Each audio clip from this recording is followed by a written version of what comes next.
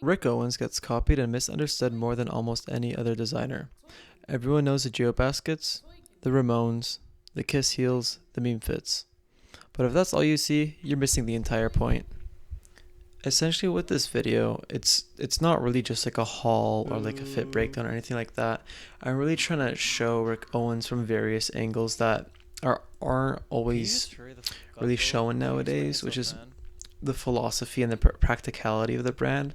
But I'm not trying to do it in a perspective where I show that like, oh, I'm better than anyone or I know more, blah blah blah, or like, the whole ego thing that you see nowadays of social medias. I'm trying to show like why people wear it, like the real enthusiasts in the brands that you can see online with a few different pages, but also like more or less what pieces actually hold weight in my opinion. And that if you are interested into Rick Owens, how you can start building into this brand with true intention and not directly following the hype or what do you see at first glance online. So, Rick isn't just some overnight hype as you guys should have just heard like 2 seconds ago.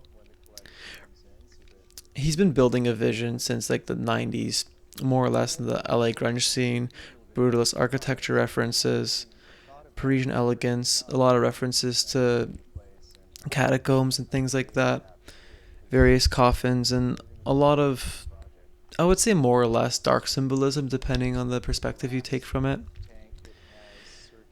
It's funny to say this, but I feel like a lot of people say that Rick doesn't follow trends, but at the same time, like the Kiss heels are literally a copy of what some Kiss members wore during their concerts. He literally makes the Ramones, that's practically a copy of Converse 70s. Like they're like yes, he doesn't really follow trends, but there are many silhouettes that he has followed through direct references that you've seen in the past and also kind of the relative present. Following the idea that Rick doesn't follow trends, like any other brand, he creates like this lifestyle or this general aesthetic or like what people want to fall into within the brand. And you can see that with a lot of the older pieces, like let's say from like Dustulator, Moog, Gleam, some of those older seasons, I kind of feel like some of those pieces still feel more futuristic than like what dropped yesterday. Prime example is like some of the scuba jackets. Within like the current internet day and age, especially like ever since like 2019, 2018 or so, or like how a lot of people have discovered Rick Owens nowadays. The problem is I feel like Rick Owens blew up online and like the loudest stuff kind of drowned out the better things in my opinion. Actually, surprisingly, I find that like an outfit like this from like Bloody Osiris is like a prime example of what I'm trying to explain. Like with this like over loudness, and it's like, yeah, there are some cool pieces here, but it really throws away like I think what Rick Owens is really trying to do as a brand and like his like design ideology. And like no hate to like Bloody Osiris either. Like I'm just trying to show like an example of like how this is just like pushing away to like what what I really feel like Rick Owens is like.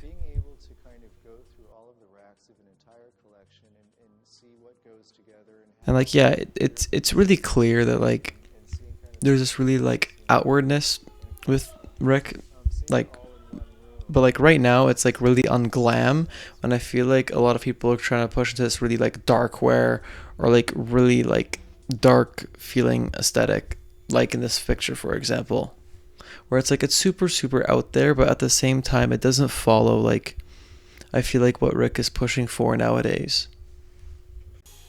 I mean, like you can see it now with like the whole like more vibrant collections, which of course I adore. It's more glam. It's more out there. I think it's pro self-expression, in my opinion. But also with the whole internet presence, I feel like Ramones and like some of those crazy ridiculous outfits. I'm not gonna say names on whoever, but you already know what I'm speaking about. Like it feels like it kind of became like cosplay and like wearing like geo baskets kind of turned into a funny ass punchline, not gonna lie. And like what about the pieces with the most thought? Like I feel like they often barely show up in a lot of those fit pics, but of course the internet doesn't show like what people really wear in reality. Like you can see from day to day that like, even considering the idea that like what you see online might be trendy or whatever, you don't really see Rick in public, or Rick pieces in public. Like it's very rare that you would see it on like an average man work walking down in New York City. So now enough with my random ass yapping. I kind of want to get into now like what's actually worth buying. And I don't know if I'm gonna do this in a tier list or not, but I'm kind of gonna start with like what more or less could be like a great foundation, but then also like quiet grails or like pieces that I feel like would really expand your wardrobe in a way where that you'd actually challenge yourself into wearing some of these clothes, but also at the same time would be safe pieces to wear. So yeah, essentially often. If you're just getting into Rick, man, just skip the loud stuff. Start with the essentials, you know. It's like any other brand, there's no better way to get into it than just start with the things that you'd wear daily. Like, in my opinion though, with Rick, you have to start with the things that will age, stretch, fray, whatever, over time, where it gets that really distressed looking, where you actually get like, I know a lot of people say it like this, but you really get a life story out of what you wear. So for me, firstly, I would like to bring up Rick's rib tanks. I mean, they're more than just undershirts. Like, they really stick to your body. They're close. They're form-fitting in a way where that they also drape really nicely, I feel like. And then they kind of like stretch and slowly distort to your shape. Yeah, and I mean, like, you can't really see it here on this model's photo, but like really over time it does really get closer and closer to your torso. Like, the side seams, they kind of like twist over time, and the hem starts to like, I don't know how to best explain it, but it like waves. Is that the right way to explain it? Yeah. And just like I said before, with the whole life story thing, the more you wear it, the more personal it becomes to you, the more form-fitting, blah blah blah, yada yada yada. And I feel like it's kind of follows the same idea, like how people really follow denim and like the whole like raw denim space, where like the more you wear it, the more personal it feels. Okay, so secondly, I would say that like raw edge tees or like any of those raw edge long sleeves are really a good Rick staple. I mean, they're always clean, and like earlier, like I said, they deteriorate, blah blah blah, and it really gives that real grunge aesthetic, especially as you wear them for a longer time. But also I find that they're really comfortable due to they often are a viscose silk blend, so they're really nice. You can wear them in the summers, the winters, whatever, layering piece, non-layering piece, and I really feel like it really helps you grow your closet in a way where it is yet still kept very simple, but really pushes away from the foundational norm of how most t-shirts or long sleeves fit. And thirdly, I would say pod shorts, the big poopy ones, are pretty vital. I mean, if you're trying to go for the whole Rick way, you know, most people do the whole Geo basket poopy pant diaper fit. But I mean, like, I know a lot of people will criticize me on this just because they feel like often you have to go with a big bulky boot or big bulky shoe wearing pod shorts, but I honestly feel like actually more slimmer shoes sometimes even work better. I mean, it's just a big short. Like, if you wear your shirts properly or you wear the right socks, blah blah blah, like, you can make those pod shorts fit really elegantly to really form-fitting clothes too. Outside of the fitting side of things, I mean, like, you can see, like, they, even though they cover so much of your body as a short, they kind of also give structure without being overly stiff, unless you get like the heavy denim ones or something like that. But I feel like they're the only, maybe not the only, but one of the few summer shorts that like really have that, not form fitting, but they maintain their own form. And like, I feel like not even jorts do that, even though they are relatively bigger, just because a lot of them are just like not a high GSM, or like they just generally don't hold their structure as well. I feel like the pod short is the best way to go for that. And then finally, as like a foundational Rick piece, the last thing that I would get that I think really builds on someone's closet would be actually the neck wallets. I know a lot of people will not like this idea. It's like the same thing as like people wearing fanny packs, but like, even though it's so simple, like, I feel like the whole hanging part of it kind of accentuates the whole draping idea that a lot of Rick heads like to follow. And like, at the same time, I feel like more low-key secure that it's on my neck than on my wall, than on my like pockets. I mean, I've used a neck wallet for a couple of years now, and just like, I feel 100 times more safer just walking around in public like that. And like, on top of that, and like the functional part of it, it's also like a piece of jewelry. Like it helps you like layer down your necklaces, etc. I mean, despite this last piece, the rest aren't like the really trivial pieces, but they're the real DNA of the brand, and I feel like they're kind of how you can start building your Rick wardrobe with purpose, but while also working with your older pieces in your closet from other brands. So yeah, I really wanted to show like what are some like quiet grails and all that, but I think I'm just gonna skip on this because I feel like that's more personal, and I don't want to gatekeep, but I feel like that's something that it's up to you to discover, because there are many different pieces that I feel like people have not recognized yet that are really, really well done or just absolutely beautiful. And I feel like if you just spent some time looking at some older runways and stuff, you'll find some pieces that you'd actually personally enjoy that no one has ever heard about or just are often overlooked. Anyways, so what I would recommend to skip, especially in the beginning, and like I feel like they're a little bit overly expensive. Unless you really know your own wardrobe really well, of course, like I'm giving like kind of a guide here, so I feel like most people here are either uninformed or trying to find like alternative opinions to what they have wearing wise in their closet. But I would firstly start with like big Ramones or like the over exaggerated pod shorts, like getting them like 2 sizes too big. I just think that it doesn't work unless you have really the perfect wardrobe or the right draping techniques when you style your shit. And like the giant platforms, honestly, I find really difficult to wear. Like I haven't worn Kiss heels yet, but I've tried them on, and like yes, they're like a heel, and at the same time they're a platform, so you can stand on them and all that. But like the whole like learning part of it, I think at first it'd be easier to learn how to build onto your wardrobe and then learn how to walk in heels. I think that's kind of reasonable, no? I mean, like they're not bad. I absolutely love the Kiss heels, but like it's not the full picture, and I feel like there's much more room to build on your closet than just like starting with footwear, personally. So I know I brought up the past, and like I keep on bringing up these older collections, not like I don't think I brought up anything past like the 2010s, but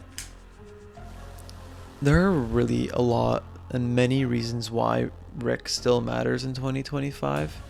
And I think the best fundamental way to explain it is that Rick pieces last because the idea lasts, which is why you see, especially with like a lot of these archive fashion communities, why they wear a lot of these older pieces. It's just that it still works now. It really still works. It doesn't matter what silhouette or whatever you wear, or like whatever GSM your denim is or whatnot. If you really have your own taste and style, it doesn't matter when your clothes were made. You know how to make it work, and that's it. Like, yes, of course, there's all these looks on the runway and whatnot, but I really feel like with all these silhouettes at play, especially with all these seasons now, you can see that Rick overall, no matter if you're looking at his older times or his glam time now, he's not really entirely making outfits, but he's kind of designing like a system. And I'm not only speaking about like the idea of like having like uniforms and whatnot. It's just kind of like the design language now is becoming into full fruition, I feel like. And like, if that speaks to you really, I feel like you'll find pieces that feel like they were made just for you, which kind of goes back upon the idea of like the whole archive fashion scene, but also me skipping on like the grails and whatnot, because you're gonna find what you like if you really put your real interest into this. Now, going back to critiquing newer era Rick, some people say that he stopped like innovating after about like 2021 or so. You know, like you can go through all the Reddit posts and stuff, but it's like same shape, same cuts, blah blah blah, but now it's in slime green, whatever, velvet, or like Piruruku fish leather, which who gives a fuck, man? Even if it's the same silhouette, it's absolutely beautiful and it's breathable leather in the summer. I fucking love that shit. But like, when your silhouette is that good, that's why you don't need to rebuild it. Or like, you even seen it in the last runway. He made like these, I'm pretty sure it's like look 1 or 2, where he made these new platforms. They were like with the banana cut top with like a huge blocky sole. Like, they didn't really look that good on the runway.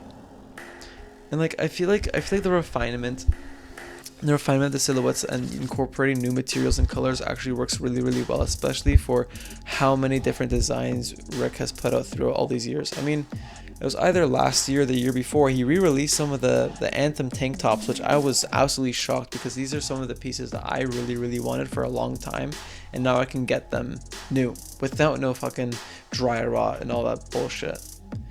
And like Rick, like I said before, like he shifted his mood through color and through texture, and like you can see like one of the newer seasons will be darker, or like you have fog where it's all the fog machines and whatnot, and then like the other one will feel like you're fucking getting ear raped but in your eyes with colors and like all these different shiny fluorescent materials and like those headlamps and whatnot. And like of course, like you could argue with ignorance that it is somewhat repetition, but I really feel like he's just mastering his silhouettes. Like you can see often, like a great example is like the Geo Basket. Like this silhouette has been out for so long, but even like up until like I think it's like 2016 or 2017, the actual shoe itself has changed into like a slightly slimmer looking form, and like it follows the same idea where he's like mastering his ideas.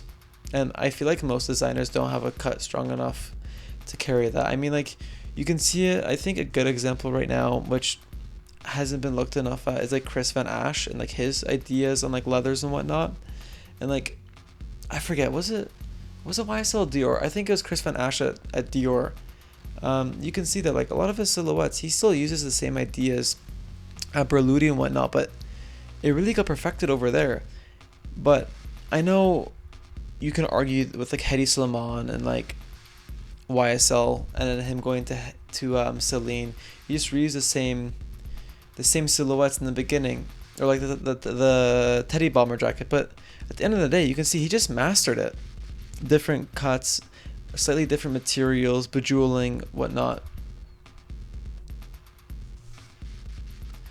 But yeah, I know this yapping is fucking shit, and this was not professional at all, but if you're into Rick and not just the memes but like somewhat the meaning, this is the channel.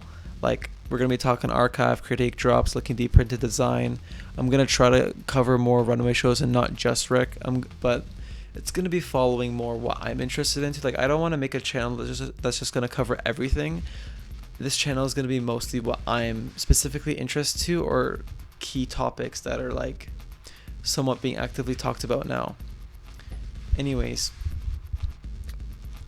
I'm planning to do for the next videos, I want to talk about 2004 Rick Owens Citroen and 2005 Queen, but I also want to cover Walter van Beirendonck soon, but also the Antwerp 6. But like I said earlier, I also really want to bring into the limelight Chris Van Ash and his time at Berluti, because wow, like even though it's not avant-garde or anything like that, I really don't understand why people don't follow Berluti as much, but they follow Hermes, for example. Like I just feel like some of the cuts and whatnot in Berluti are just fucking impeccable, and it really needs to be talked about much more. Anyways, see you soon. Please run up my numbers up. Please subscribe. Please.